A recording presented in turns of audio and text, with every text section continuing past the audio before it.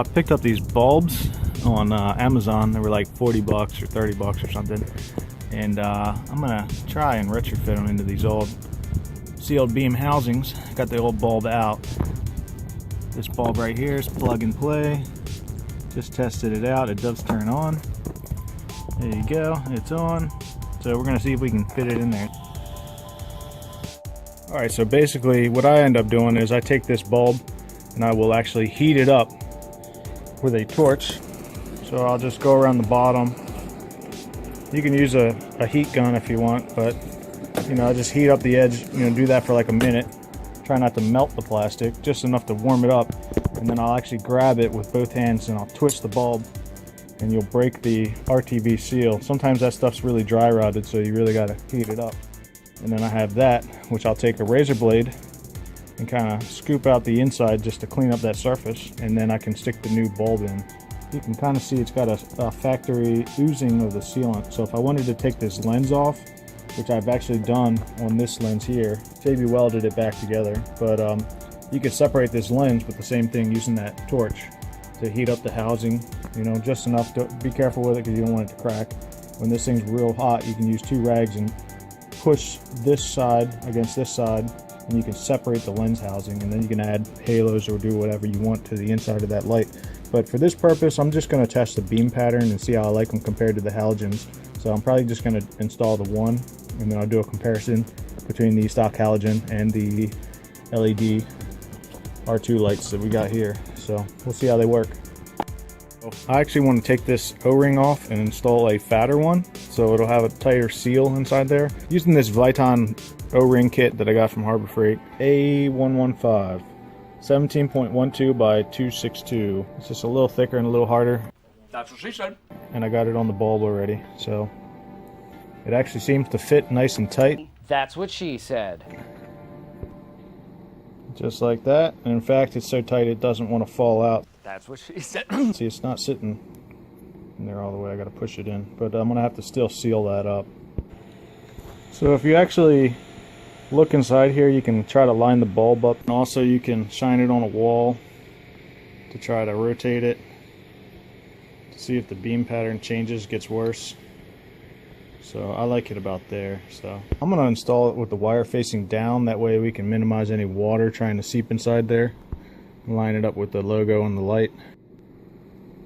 Check my alignment.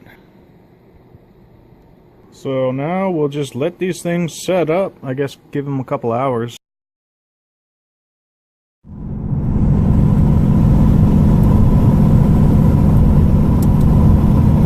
High beam, low beam. It looks darker in video, but you get the idea. So here's stock lights. Set up about a good 25 feet away from that door. That's the pattern we're getting. A little bit on that car, a little bit on the box over there. Not too bad. The video is actually showing pretty close to what I'm actually seeing, except I can actually make out the brick, and not in real life, not on the video. But you get the idea. We'll try it out with the LEDs next. Here's the one LED. You can see the fan going in the background down there.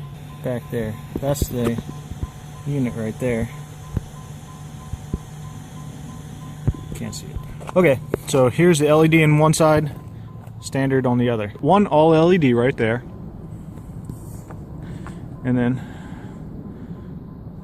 one halogen bulb. So I'd say it's a pretty good improvement. So you can see the difference in color. Alright, so down in there you can see them. There's plenty of room. This is the tightest spot right there, but it's actually perfectly fine. Alright. Both LEDs. That is a lot brighter. This car has never been this bright. And I've owned this car a long time.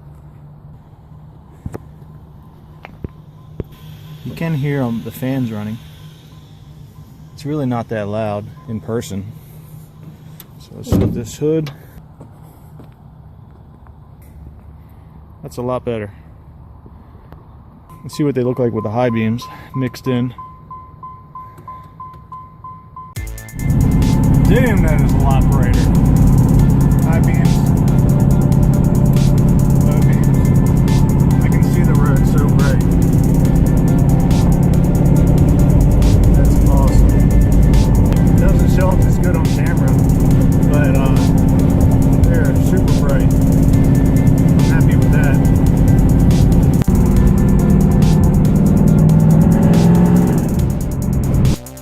test from my 2012 Civic.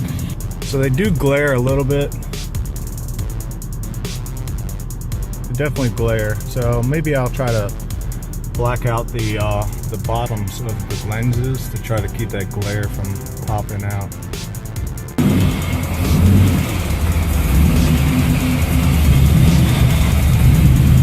As always, if you guys like this video, give me a thumbs up, and don't forget to subscribe for some more. We'll be doing some more LED upgrades on this S10 truck here, so be sure to check that out. Here's a little teaser. Alright guys, I'll see you on the next one.